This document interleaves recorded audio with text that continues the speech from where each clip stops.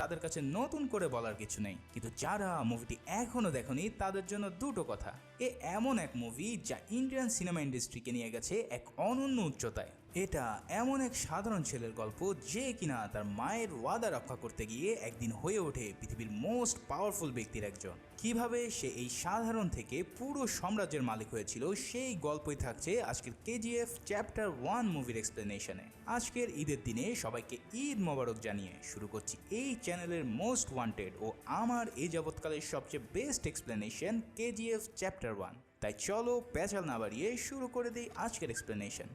মুভির শুরুতে 1981 সালের ভারতের পার্লামেন্টে দেখা যায় তৎকালীন প্রাইম মিনিস্টার রামিকা সেন এদেশের সবচেয়ে বড় ক্রিমিনালের ডেথ ওয়ারেন্ট জারি করেছে। আর কে এই মোস্ট ওয়ান্টেড ক্রিমিনাল ছিল সেটা জানতেই মুভি এবার চলে আসে বর্তমানে। এখানে দীপা নামের একজন জার্নালিস্টকে দেখা যায় একটি বই নিয়ে পড়তে। এই বইয়ের নাম ছিল এল ডোরাডো। আনন্দ ইনগালগি নামের এক বড় মাপের জার্নালিস্ট বইটি লিখেছিল ভারতের এক ভয়ানক কালো অধ্যায় নিয়ে। সেখানে বলা হয়েছিল এক হারিয়ে যাওয়া সোনার শহরের গল্প। তবে এই বই পাবলিশ হওয়ার আগেই সেটা ভারত সরকার পুড়িয়ে ফেলে, কারণ এই বইতে এমন কিছু লেখা ছিল যার সম্বন্ধে দেশের মানুষ জানতে পারলে বড় ধরনের ঝামেলা হয়ে যেত। তবে দীপার সিনিয়র এই বইটির একটি কপি অনেক কষ্টে রক্ষা করতে সক্ষম হয়। দীপাও এই বইটি পড়ে জানায় এটা একদম বাকওয়াস টাইপের একটি ফিকশন বই। তবে দীপার সিনিয়র জানায় আমি আনন্দকে 50 বছর ধরে চিনি। সে প্রতিটা শব্দ লেখার আগেই 100 বার চিন্তা করে লেখে। যেহেতু এই বই সরকার ব্যান করেছে তার মানে অবশ্যই এখানে কোনো সত্য লুকিয়ে আছে। এই সব কথা শুনে দীপা রাজি হয় আনন্দের একটি ইন্টারভিউ নেওয়ার জন্য। দীপা ছিল খুব রাফ অ্যান্ড টাফ একজন টিভি জার্নালিস্ট, তাই সে এই ইন্টারভিউকে খুব তুচ্ছ-তাচ্ছিল্য করতে থাকে। তবে ইন্টারভিউতে যখন আনন্দ উপস্থিত হয় তখন দীপা বলে এই কাহিনী যে সত্য তার কি কোনো প্রমাণ আছে? তখন আনন্দ তাকে জানায় কোলার ডিস্ট্রিক্টের একটি জায়গায় মানুষ এই গল্পের হিরোর একটি মূর্তি বানিয়ে তা মাটিতে পুঁতে রেখেছে, যেটাকে সবাই শক্তিশিলা বলে ডাক। ওই স্থানের মাটি খুঁড়লেই তোমরা সেটা পেয়ে যাবে। এই সব শুনে দীপা তার পুরো টিমকে নিয়ে সেই স্থানে চলে যেতে বলে ওই শক্তিশিলা উদ্ধারের জন্য। কারণ দীপার এখনো বিশ্বাস হচ্ছে না এই গল্প কোনোভাবেই সত্যি হতে পারে। এখন কি গল্প সে বইয়ে লেখা ছিল সেটাই আনন্দ ইনগালগি বলা শুরু করে। সালটা 1951, স্থান কোলার ডিস্ট্রিক্ট। সেখানে স্থানীয় মানুষরা কুয়ো খুঁড়তে গিয়ে এক জল পাথরের সন্ধান পায়। সেটার ইনভেস্টিগেশনের জন্য সেখানে সরকারি লোকের সাথে সূর্যবর্ধন নামের একজন প্রভাবশালী ব্যক্তিও উপস্থিত হয়। সূর্যবর্ধন পাথর হাতে নিয়ে বুঝে ফেলে যে এখানে সোনার খনি রয়েছে, তাই সে ইনভেস্টিগেশনে আসা সকল সরকারি কর্মচারীদের সেখানে হত্যা করে ফেলে, যাতে করে বাইরের কেউ এই খাজানার ব্যাপারে কোনো সংবাদ না পায়। ঠিক সেই দিনেই মাইসোর ডিস্ট্রিক্টে জন্ম নেয় এই গল্পের হিরো রাজা কৃষ্ণাপ্পা বেরিয়া। অন্যদিকে সূর্যবর্ধন সরকারের কাছ থেকে ওই জমিটি 99 বছরের জন্য লিজ নেয় নারাচি লাইমস্টোন বা চুনা পাথর উত্তোলন কোম্পানির নাম দিয়ে। আর সেই সোনার খনিতে কাজ করার জন্য সে দেশের বিভিন্ন অঞ্চল থেকে মানুষদের জোর করে ধরে নিয়ে আসা শুরু করে। এদিকে রাজাকে তার মা অনেক কষ্টে বড় করতে থাকে, কিন্তু ছেলে শৈশব পার হতে না হতেই তাকে কঠিন এক রোগে আক্রান্ত করে ফেলে। ছেলে তার মায়ের চিকিৎসার জন্য জান প্রাণ দিয়ে টাকা জোগাড় করতে যায়, কিন্তু সেই টাকা প্রয়োজনের তুলনায় অনেক কম ছিল। এক সময় বিনা চিকিৎসায় রাজার মা মৃত্যুর কোলে ঢলে পড়ে, কিন্তু যাওয়ার আগে সে তার ছেলেকে জানায় সবাই বলে টাকার অভাবে বাঁচা যায় না, কিন্তু শুধু বাঁচা নয়, টাকা না থাকলে মরেও শান্তি পাওয়া যায় না। তুই আমার কাছে প্রতিজ্ঞা কর, তুই কিভাবে বাঁচবি আমি জানি না, কিন্তু তোর মরণ যখন আসবে তখন যেন তুই এই দুনিয়ার সবচেয়ে ধনী ও শক্তিশালী মানুষ হিসেবে মরতে পারিস। সদ্য কৈশোরে পা দেওয়া রাজা কৃষ্ণাপ্পা বেরিয়া তার মায়ের হাত ছুঁয়ে প্রতিজ্ঞা করে জীবনে সে এমন ধনী ও শক্তিশালী হবে যে পুরো দুনিয়া তার হাতের মুঠোয় চলে আসবে। মায়ের মৃত্যুর পর রাজা বড় হওয়ার স্বপ্নে পা বাড়ায় বোম্বে শহরে, কিন্তু সেখানে গিয়ে সে বুঝতে পারে এই শহরে দুর্বলের কোনো জায়গা নেই। সৎভাবে বেঁচে থাকার চেয়ে রাস্তার কুকুর হয়ে বেঁচে থাকা এখানে অনেক ভালো। তবে রাজা স্যান্ডেলের সাইজ ছোট হলেও তার মনের শক্তি ছিল অনেক বড়। সে নিজেকে পাওয়ারফুল মানুষ বানাতে দিনের পর দিন লড়াই করে যায়। এভাবে একদিন সে এক গ্যাংয়ের হাতে পড়ে আর জুতো পলিশের কাজ নেয়। এখানে সে যখন নিজের লম্বা নাম রাজা কৃষ্ণাপ্পা বেরিয়া বলে তখন সেই লিডার জানায় মুম্বাইয়ে বড় নাম কামাতে চাইলে আগে নিজের নাম ছোট করতে হবে, তাই আজ থেকে তোর নাম রকি। ঠিক এভাবেই সেদিন রাজা কৃষ্ণাপ্পা বেরিয়া থেকে জন্ম নেয় রকি ভাই। রকি কাজ করার সময় দেখতে পায় দামি একটি গাড়িতে সেই এলাকার ডন যাচ্ছে যার নাম শেঠি, যাকে দেখলে পুরো এলাকার মানুষ মাথা নিচু করে থাকে। রকিও তার মতন পাওয়ারফুল মানুষ হতে চায় যাকে দেখলে খারাপ মানুষদের আত্মা একদম কেঁপে উঠবে। একদিন রকের লিডার তার চেলাকে এসে জানায় এই এলাকার পুলিশ ইন্সপেক্টর খুব ঝামেলা করছে, তাকে যেভাবে হোক খতম করে দিতে হবে। কিন্তু লিডার জানায় পাগল নাকি, কার বাপের এত ক্ষমতা আছে যে ইন্সপেক্টরের গায়ে হাত দেবে। ঠিক তখনই রকি তার হাত উঁচিয়ে বলে আমি পারবো ইন্সপেক্টরের মাথা উড়িয়ে দিতে। এমন উড়াধুরা সাহস দেখে লিডার তাকে ইয়ার্কি মেরে পাঠিয়ে দেয় ইন্সপেক্টরকে কেলানোর জন্য। সবাই ভাবছে আরে বাচ্চা ছেলে কানের নিচে এক থাবা খেয়ে ফিরে আসবে, কিন্তু রকি কি আর সাধারণ বাচ্চা ছেলে? তার চোখে এখন একটাই নেশা, আর সেটা হলো নাম কামানো। এর জন্য সে সাহস নিয়ে ওই পুলিশের মাথায় একটি বিয়ারের বোতল ভেঙে দিয়ে দৌড়ে পালিয়ে যায়। কিন্তু পালানোর সময় হঠাৎ সে থেমে গিয়ে বলে আরে আমি তো মেরে আসলাম, কিন্তু ওই পুলিশ তো আমার নামই জানে না, আমার নামই যদি সে না জানে তাহলে আমি নাম কামাবো কি করে? এই বলে সে আবারও পুলিশের কাছে যায় আর আরেকটা বোতল ভেঙে তাকে বলে আমার নাম রকি, নামটা আজীবনের জন্য মনে রাখিস। এই বলে সে আরও একটি বোতল তার মাথায় ভেঙে দেয় আর পুলিশ এসে তাকে ধরে নিয়ে যায়। এমন চরম লেভেলের সাহসিকতা দেখে সেই এলাকার ডন সেটি তাকে পুলিশের কাছ থেকে ছাড়িয়ে নিয়ে আসে। তার লিডার যখন প্রশ্ন করে এই কেন গিয়েছিলি পুলিশকে মারতে, তখন রকি জানায় আমি নাম কামাতে গিয়েছিলাম। কোনো সাধারণ আমজনতাকে মারলে পুলিশ তাকে খুঁজবে, আর পুলিশকেই যদি মারি তাহলে তোমার মতন ডনরা আমাকে খুঁজবে। এমন মারাত্মক ডায়লগ শুনে সেঠির ডান হাত কাশিম তাকে বলে এই পিচ্চি তুই কি চাস? উত্তরে রকি বলে দুনিয়া। এই কথা শুনে সেটি বুঝে ফেলে রকির পুরো বডিটাই একদম একটা কলিজা, আর সেখান থেকেই রকি সেটির হয়ে মুম্বাই শহরে কাজ করতে থাকে। এবার ফিরে আসি এলডোরাডোর সেই কাহিনীতে। সূর্যবর্ধন যখন এত বড় স্বর্ণের খনি পেয়ে যায় তখন সেটা চালানোর জন্য সে 5 জন পার্টনার সিলেক্ট করে। এদের মধ্যে একজনের নাম কামাল, যার কাজ ছিল খনি থেকে পাওয়া র ম্যাটেরিয়াল ভার্কা নামে একটা স্থানে গলিয়ে তার থেকে বার বানানো। অন্যদিকে রাজেন্দ্র দেশাই নামের এই পার্টনারের কাজ ছিল সেই গোল্ড বারকে বেঙ্গালুরু পর্যন্ত নির্বিঘ্নে পৌঁছে দেওয়া। তৃতীয় পার্টনার হলো অ্যান্ড্রু, যে ছিল পুরো পশ্চিম ইন্ডিয়ার বড় ডন। কেজিএফ এর এই স্বর্ণবারগুলো সে মুম্বাই সহ বিভিন্ন পোর্ট দিয়ে পার করার দায়িত্ব ছিল।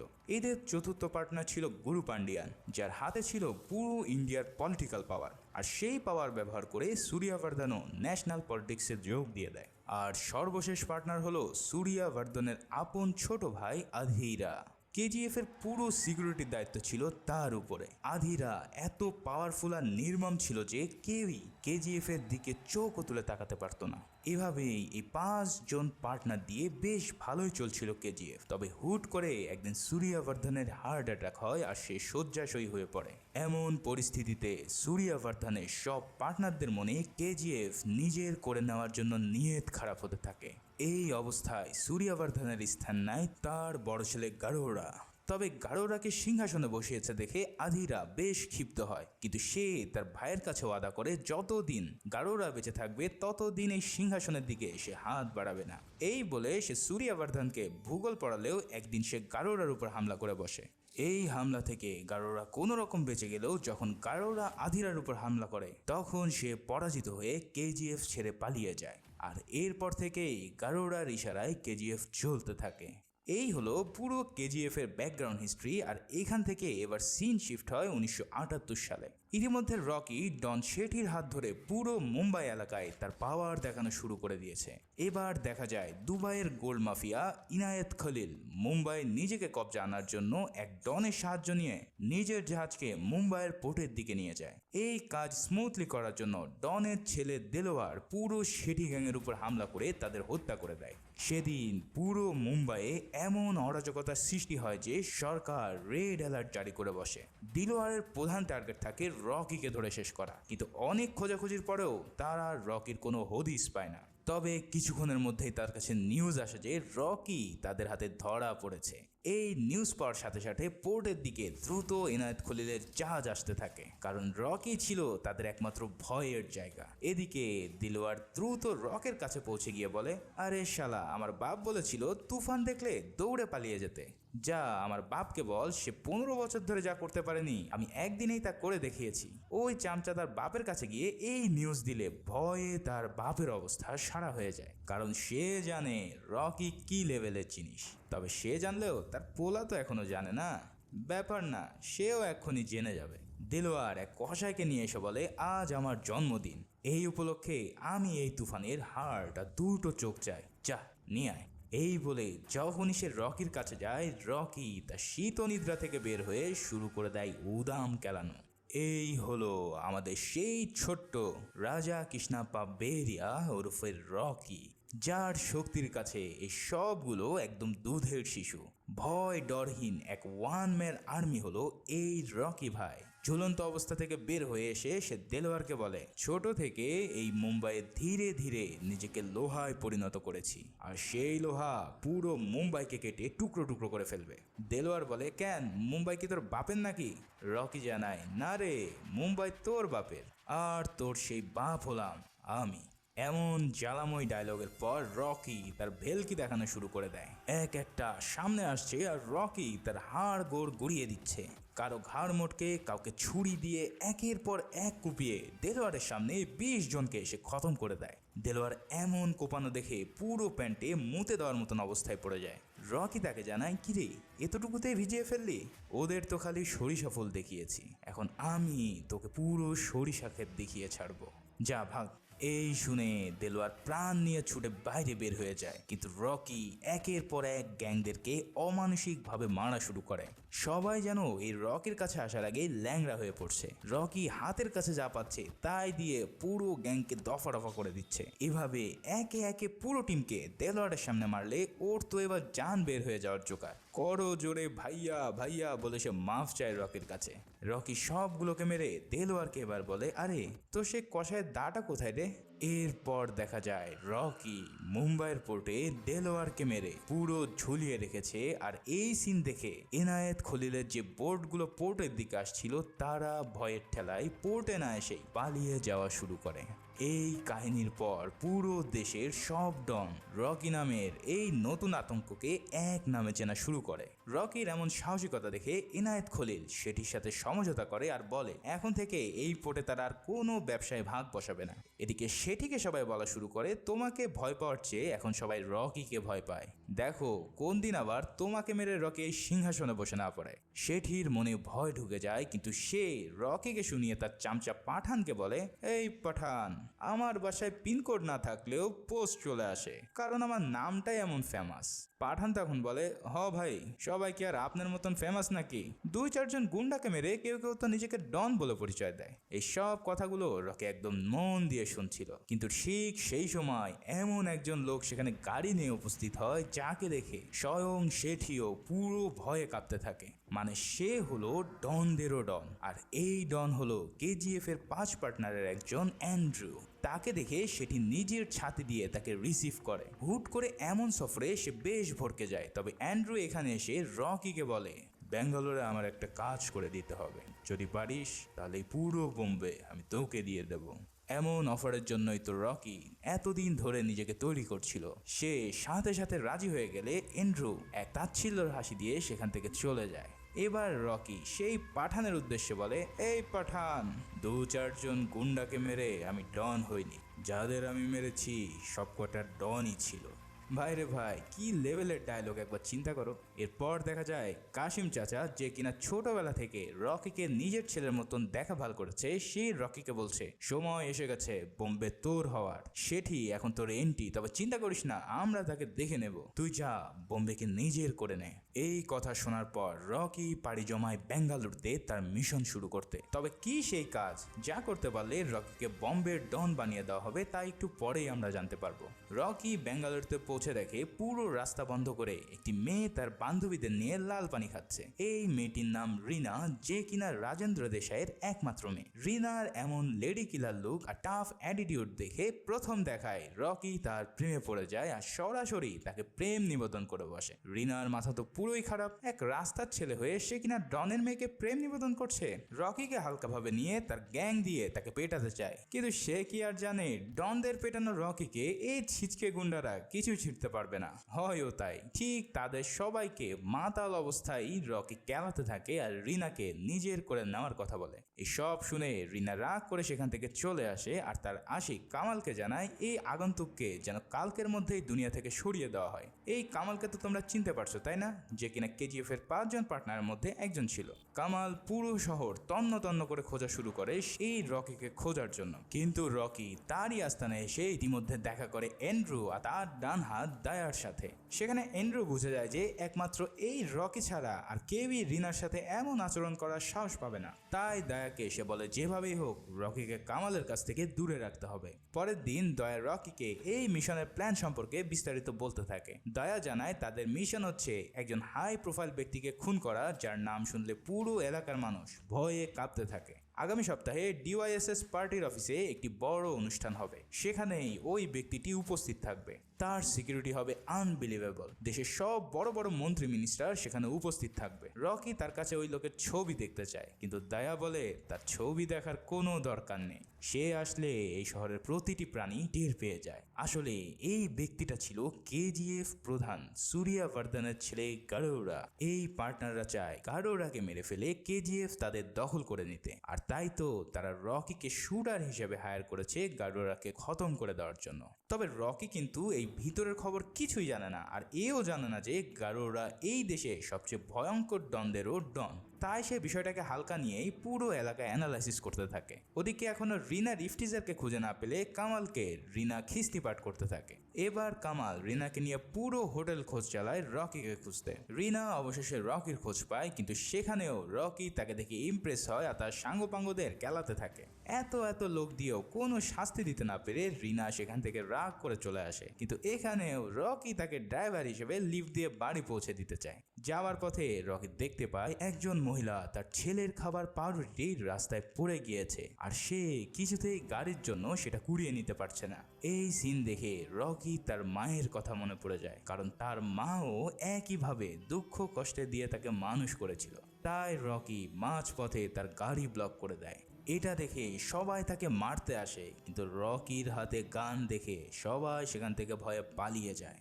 এই গান দেখে রিনাও বেশ অবাক হয়, আর এবার রকি সেই মায়ের কাছে গিয়ে বলে, এই সামান্য রুটি কোড়ানোর জন্য তুমি যেভাবে কষ্ট করছো তা দেখে তোমার কষ্ট আমি বুঝতে পারছি। এই স্বার্থপর দুনিয়ায় কেউ কারোর জন্য দাঁড়ায় না, আমাদের নিজেদেরকেই তাদের রুখে দিতে হয়। সেই মাটি আশেপাশের মানুষ দেখে ভয় পেতে থাকলে রকি তাকে বলে, এই লোকদের নিয়ে তুমি ভেবো না, কেউ তোমার চেয়ে বড় যোদ্ধা নয়, কারণ এই পৃথিবীতে সবচেয়ে বড় যোদ্ধা হলো একজন মা। আসলেই তো, মার চেয়ে বড় যোদ্ধা কি এই পৃথিবীতে হয় নাকি? পুরো মুভির মধ্যে এই ডায়লগটি ছিল সবচেয়ে হার্ট টাচিং।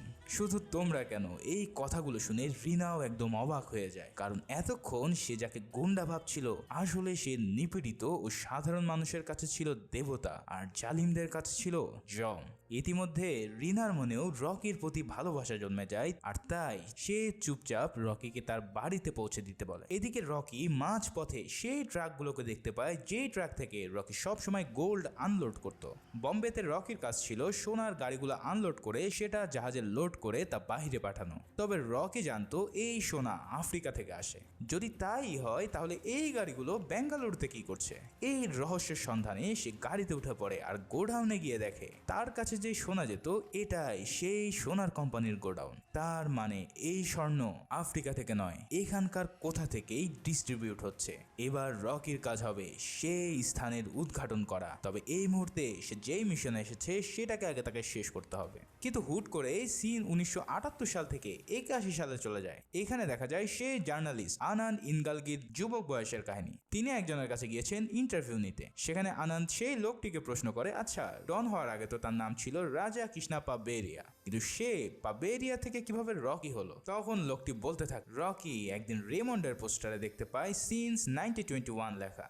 এইভাবে কেন লেখা হয় এটা জানতে চাইলে তার বন্ধু বলেছিল ব্র্যান্ডের নাম এভাবেই লেখা হয়। এখন ব্র্যান্ড জিনিসটা কি তা জানতে চাইলে তার বন্ধু জানায় ব্র্যান্ড হলো সেটা যার নামে আলাদাই ভ্যালু থাকে। তখন থেকে রকির মাথায় ঢুকে যায় যে তার নামকেও সে ব্র্যান্ড বানাবে। তোমাকে একটা গল্প বলি শোনো। একদিন রকিকে দেখা যায় থানায় তাকে ধরে নিয়ে এসেছে 100 কিলো স্পিডে গাড়ি চালানো আর ড্রাইভিং লাইসেন্স না থাকার কারণে। কিন্তু সে পুলিশকে তার নিজের নাম বলছে না, আর সেখানে সিগারেট ধরতে গেলে পুলিশ হেব্বি রেগে যায় আর তার সিগারেটটি ফেলে দেয়। ঠিক তখনই পুরো আকাশ কাঁপিয়ে সেখানে অনেকগুলো হেলিকপ্টার আর সোলজার আসে তার ড্রাইভিং লাইসেন্স নিয়ে।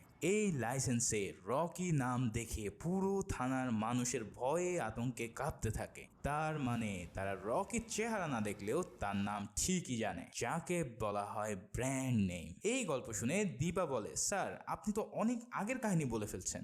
আসলে আনন্দের ইদানিং এই ভুল রোগটা হয়েছে, যার কারণে সে সিকোয়েন্স ঠিক রাখতে পারছে না। যাই হোক, এরপর আনন্দ আবার প্রেজেন্টের কাহিনী শুরু করে দেয়। ইতিমধ্যে কামাল রকির খোঁজ পেয়ে তাকে ঘিরে ফেলে মারার জন্য, কিন্তু রিনা সেখানে রকিকে চ্যালেঞ্জ দেয় যে এই সবার সামনে যদি তুমি আমাকে ছুতে পারো তাহলে আমি তোমার। যাও দেখি তোমার মধ্যে কত হিম্মত আছে। চারিদিকে 40-50 জন গুন্ডা গান নিয়ে দাঁড়িয়ে, আর রকি এটা শুনে সেখান থেকে চলে যায়। তোমরা কি ভাবছো রকি পালিয়ে গেছে? আরে না, রকি তো গেল মেন দরজা বন্ধ করতে।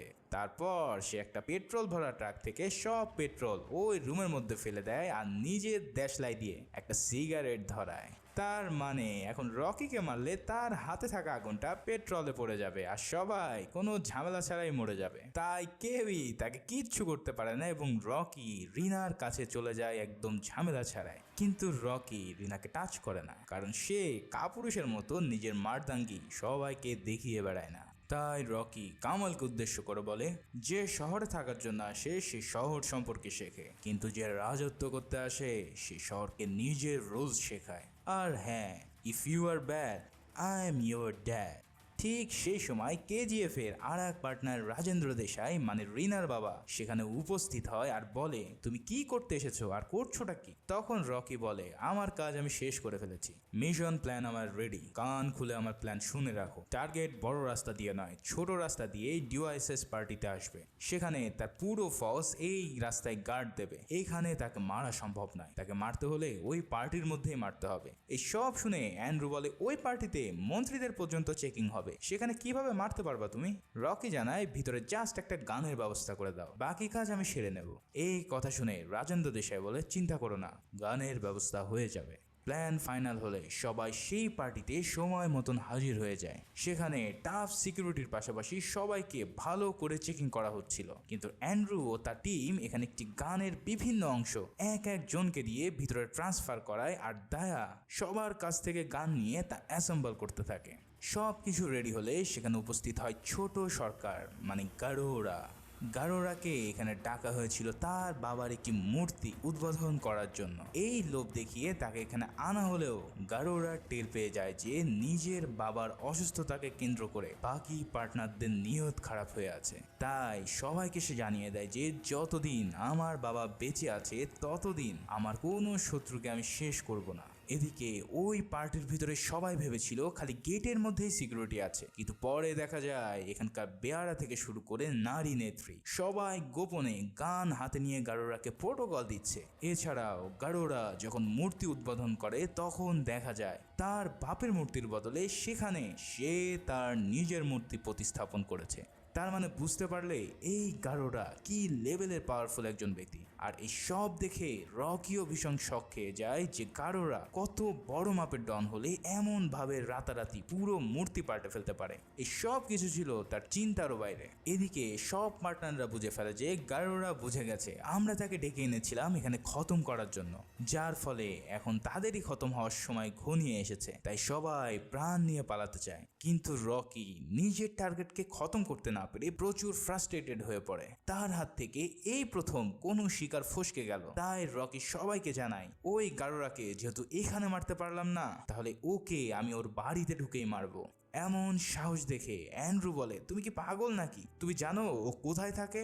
সেই নরকে 400 গার্ডের দেওয়া নিশ্ছিদ্র সিকিউরিটিতে ওই নারাচি দুর্গে। তাকে মারা একরকম অসম্ভব। শুধু তাই নয়, সেই নারাচি পর্যন্ত পৌঁছানোই তো কোনোভাবে সম্ভব না। কিন্তু এত কিছু শুনেও রকি বলে, যাকে মারার জন্য আমি এখানে এসেছি তাকে না মেরে আমি বাড়ি ফিরবো না, কারণ রকি সব সময় নিজের চেয়ে পাওয়ারফুল মানুষের সাথে ফাইট করতে ভালোবাসে। এই সব কথা শুনে সবাই তার সাহস দেখে একদম থ বনে যায়, আর এরপরেই শুরু হয় রকির এল ডোরাডোতে যাত্রা। অ্যান্ড্রু রকিকে সেই কেজিএফ মানে কোলার গোল্ডফিল্ডে যাওয়ার প্ল্যান ও ওই স্থানের অর্ধেক ম্যাপ দেয়। সেই স্থানে না আছে ফোন, না আছে কমিউনিকেশনের কিছু, তাই ওখানে যা হবে তারা কেউ এখান থেকে তা জানতে পারবে না। প্ল্যান অনুসারে রকিকে প্রথমে একজন সাধারণ গ্রামবাসী হিসেবে সেই নাড়াচিতে যেতে হবে, এরপর সেখানে ছদ্মবেশ নিয়ে তাকে ধীরে ধীরে প্ল্যান করে গারোরা পর্যন্ত পৌঁছাতে হবে। এই প্ল্যান অনুযায়ী রকিকে প্রথমে ক্রস করতে হবে একটি গ্যাংকে যাদের প্রধানের নাম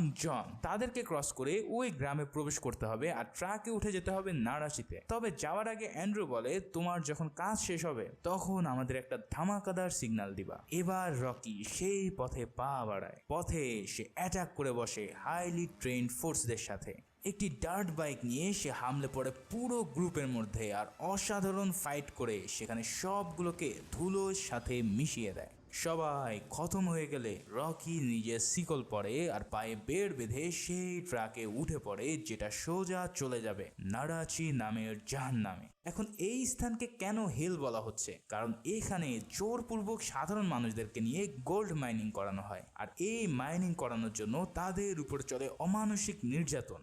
যখন তখন কাউকে মেরে ফেলা এদের কাছে মশা মাছি মারার মতন কাজ। তাই এখানে কেউ একবার ঢুকলে বাইরের জগৎ তার জন্য চিরতরে বন্ধ হয়ে যায়। কিন্তু রকি সেই জাহান্নামেই যেতে চায় এই সাম্রাজ্যকে ধুলোর সাথে মিশিয়ে দেওয়ার জন্য। সবার সাথে রকি সেই স্থানে পৌঁছালে দেখতে পাওয়া যায় এক নির্মম পরিবেশ। নতুন আসা মানুষেরা ভয়ে আতঙ্কে সেখানে আর্তনাদ করতে থাকে। সেখানেই আমাদের সাথে পরিচয় হয় এই নাড়াচির সেনাপতি ভানারামের সাথে। ভানারামের ইশারাতেই এই কেজিএফ গত কয়েক দশক ধরে চলে আসছে, আর তার চোখ ফাঁকি দিয়ে আজ পর্যন্ত কেউই এখান থেকে বের হয়ে যেতে পারেনি। অন্যদিকে গারোরাকে দেখা যায় এক দল বন্দীদেরকে ভালো মতো খাবার দাবার খাইয়ে দেখাশোনা করার নির্দেশ দিতে। সেখানে তার ছোট ভাই বিরাটও উপস্থিত ছিল। বিরাট সদ্য বিদেশ থেকে এসেছে ভাইয়ের সাথে কেজিএফ কে সাপোর্ট দেওয়ার জন্য। এই বন্দীদেরকে কেন এত আদর আপ্যায়ন করছে আমার ভাই?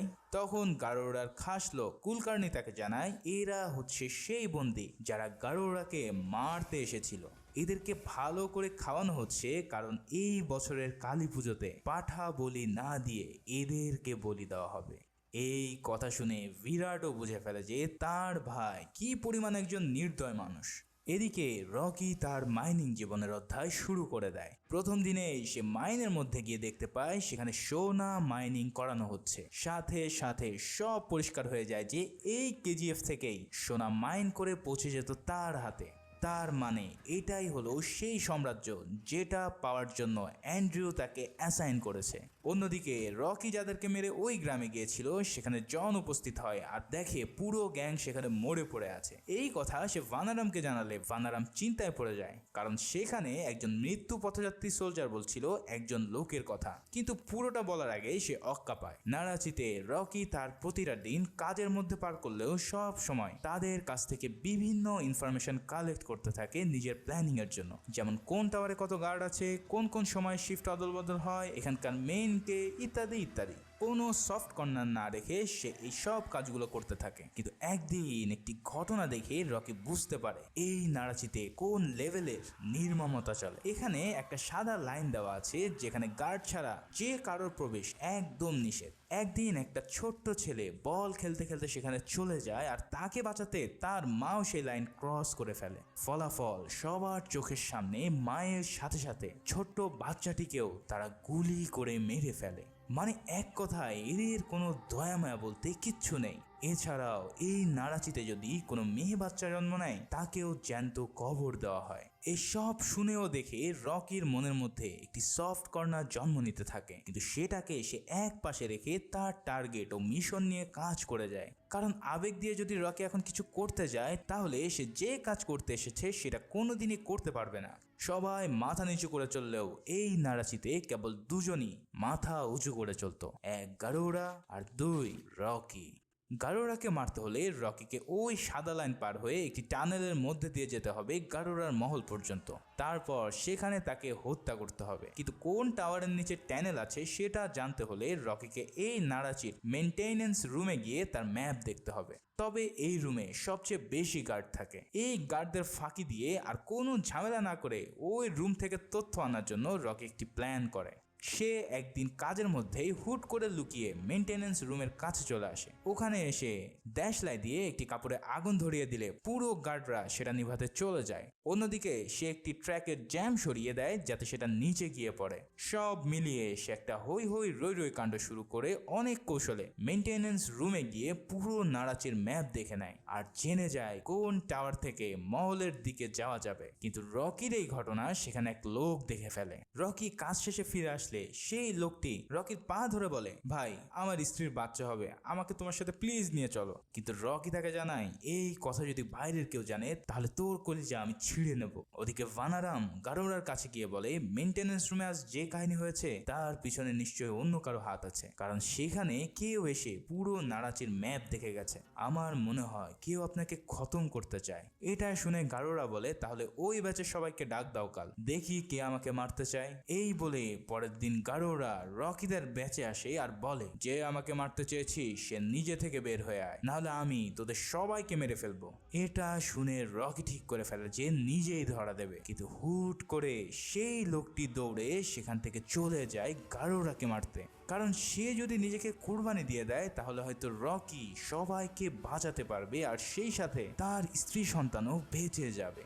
লোকটি তরোয়াল হাতে নেবার সাথে সাথে ভানারাম তাকে গুলি করে দেয়। এটা দেখে গারোরা বলে, যেই লোক ঠিকমতো তরোয়ালই ধরতে পারে না সে কিনা আমাকে মারতে এসেছে। এই ঘটনার পর রকির মনে বিশাল এক দাগ কেটে যায়।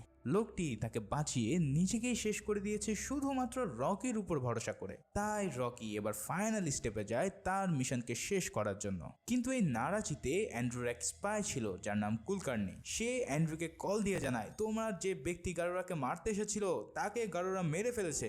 এটা শুনে অ্যান্ড্রু ভাবে তাহলে রকি আজকে শেষ হয়ে গেছে। এই ভুল বুঝে তারা সবাই পুরোই হতাশ হয়ে পড়ে আর অন্যদিকে রিনাও একদম ভেঙে পড়ে, কারণ সে ইতিমধ্যে রকিকে মন থেকে ভালোবেসে ফেলেছে। বাইরের দুনিয়ার কাছে রকি এখন মৃত হলেও সে দিব্যি বেঁচে আছে নাড়াচিতে আর ফাইনাল প্ল্যানের অপেক্ষা করছে। ওদিকে সূর্যবর্ধনের মরণের ঘন্টা বাজতে থাকলে সব পার্টনাররা আরো বেশি ফ্রাস্ট্রেটেড হয়ে পড়ে, কারণ সূর্যবর্ধন যেদিন মরবে তার পরের দিনই গারোরা তাদেরকে মেরে ফেলবে। এরপর একদিন রকি যখন কাজ করছিল সেখানে এক অন্ধ বৃদ্ধ ধরা খেয়ে যায় রুগার কাছে। যেহেতু এখানকার আইন হলো কেউ অক্ষম হলে তাকে শেষ করে দেওয়া, তাই তারা এই বুড়ো লোকটিকে জোর করে ধরে নিয়ে যায় মরণ খেলা দেখার জন্য। রকি নিজেকে অনেক বুঝ দিতে থাকে যে আরে এই বুড়া তো বেশি দিন বাঁচবে না, ও তো এমনি মরে যাবে, একে বাঁচানোর জন্য আমার প্ল্যান থেকে সরা যাবে না। কিন্তু হুট করে তার মায়ের কথা আর ওই লোকটির সদ্য জন্ম নেওয়া মেয়েটির কথা যখনই মাথায় আসে তখন রকি সিদ্ধান্ত নেয় আজই এই নাড়াচিতে সে সব কিছুর বদলা নেবে। গোল্লায় যাক মিশন প্ল্যান, কারণ ইতিহাস প্ল্যান করে কোনোদিন তৈরি করা যায় না, ইতিহাস তৈরি হয় ছোট্ট আগুনের ঝলকা দিয়ে। আর আজকে তো নাড়াচিতে পুরো আগুনের গোলায় লেগে গেছে। তাই রকি আজ ছোট্ট হাতুড়িটি না নিয়ে বড় হাতুড়ি হাতে তুলে নেয় আর একটি গার্ডকে তা দিয়ে সজোরে মেরে পুরো আসমানে উড়িয়ে দেয়। এরপর এক এক করে রকি তার বিশাল হাতুড়ি দিয়ে বাইরে থাকা সব গার্ডদের বিদিক পেটাতে থাকে আর হাতুড়ি ভেঙে ফেলে। এখানে রকির যে লোক আর তার এই হাতুড়ি তোলা সিন পুরো মুভির মধ্যে one of the best scene. সবাই রকির আসল চেহারা দেখে একদম থ হয়ে যায় আর বুঝে ফেলে এই সেই মসিহা যে তাদের এখান থেকে উদ্ধার করার জন্য এসেছে। এবার রকি এক গরম রড নিয়ে চলে যায় ভিতরে, যেখানেই ওই বুড়ো লোকটিকে তারা ধরে নিয়ে গেছে। এখানে রকি একদম নিনজা টেকনিকে আলো আঁধারের খেলায় ফেলে একে একে সবগুলোকে কিছু বুঝে ওঠার আগেই খতম করে দিতে থাকে। অনেক দিন ধরে রকি তার হাতকে কন্ট্রোল করে রেখেছিল, কিন্তু আজ সে ব্যাপক হারে সেই হাতের ব্যবহার করতে থাকে। সবগুলোকে উপরে পাঠানো হলে আর বাকি থাকে এদের লিডার রুগা। তবে রুগাকে সে এইখানে মারবে না, তাই তাকে টেনে হেঁচড়ে সবার সামনে নিয়ে যায় রকি। রুগার এমন অবস্থা দেখে সেখানে থাকা সাধারণ মানুষের মধ্যেও জেগে ওঠে ক্রোধের আগুন। এতদিন মাথা নিচু করে থাকলেও আজ তাদের মনে জন্ম নেয় আদম্য সাহস। রকি তার সেই ভেঙে যাওয়া হাতুড়ি আবারও জোড়া লাগায় আর সেটা দিয়েই সবার সামনে রুগার মাথায় মেরে তাকে পুরো পরপারে পাঠিয়ে দেয়। এরপর সেখানে থাকা লোকজন বলে, চিন্তা করো না, এই 27 জন গার্ডের লাশ আমরা মাটিতে পুঁতে রাখছি। কিন্তু রকি জানায়, না, পুঁতে নয়, জ্বালিয়ে দাও আর সিগন্যাল দিয়ে দাও যে আমি রেডি। সেই মোতাবেক এই লাশগুলোকে পুড়িয়ে দিলে ভানারাম বুঝে ফেলে বড় কোনো ধরনের ঝামেলা হয়েছে ওই মাইনের দিকে।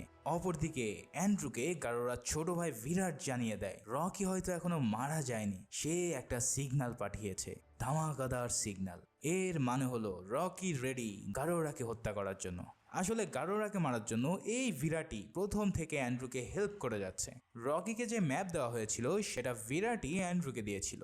বিরাট তার ভাই বিদ্বেষী হয়েছে তখন থেকে, যখন সে দেখেছে তার কোনো সম্মান নেই এখানে, তখন থেকে সে চাইছে ভাইকে মেরে পুরো কেজিএফ নিজের দখলে নেবে। এখন কুলকার্নি জানায় পুরো গার্ডস এখন ওই মাইনের দিকে যাচ্ছে, এদেরকে তো থামাতে হবে, নাহলে রকি ধরা পড়ে যাবে আর গারোরাকেও কেউ মারতে পারবে না।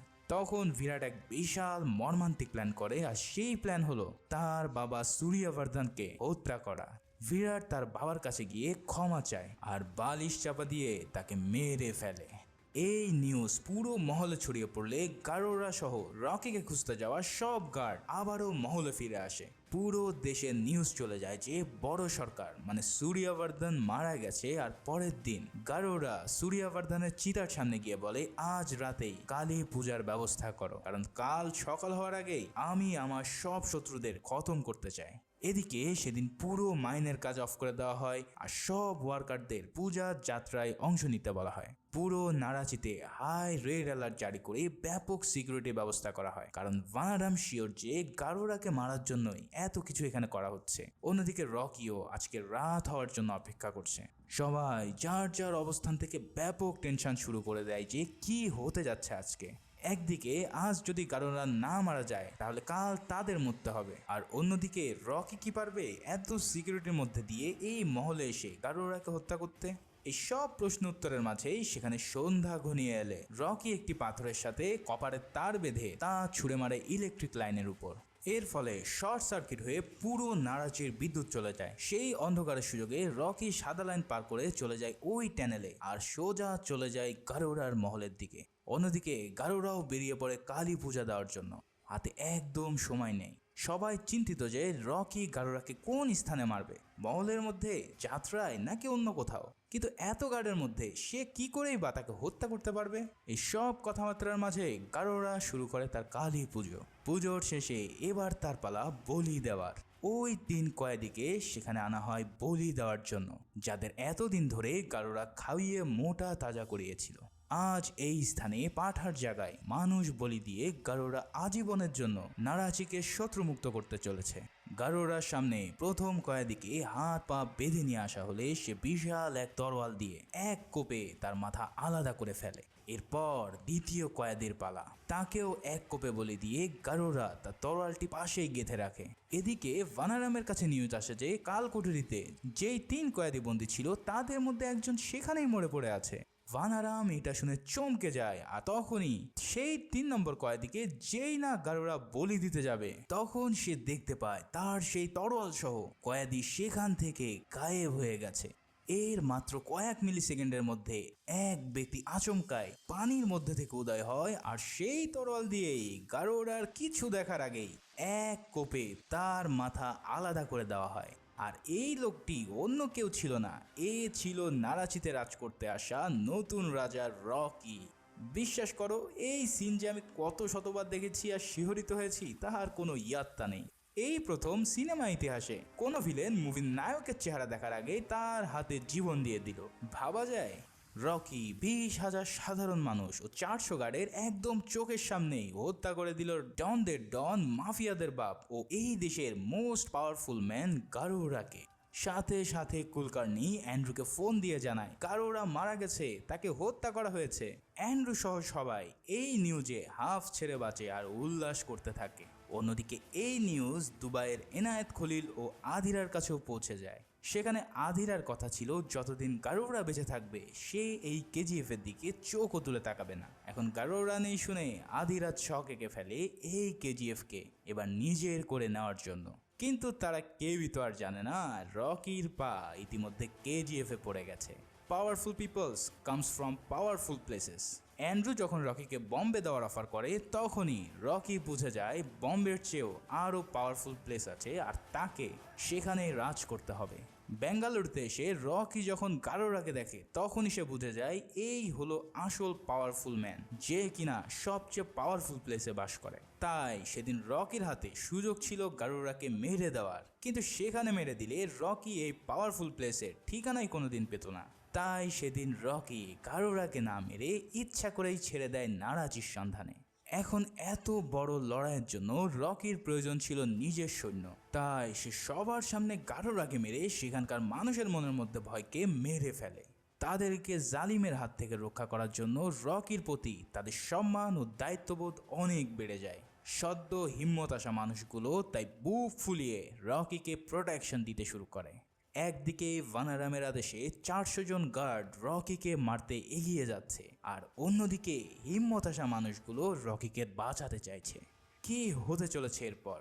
রকি কি আদৌ এখান থেকে বেঁচে ফিরতে পারবে? আর বাঁচলেই বা সে কিভাবে এত বড় স্বর্ণের সাম্রাজ্যকে রক্ষা করবে আধিরা, রামিকা সেন ও বাকি পার্টনারদের হাত থেকে? এই সব প্রশ্নের উত্তর মিলবে কেজিএফ চ্যাপ্টার 2-এ। তাই এই মাসেই সিনে রিক্যাপস বিডিতে আসতে চলছে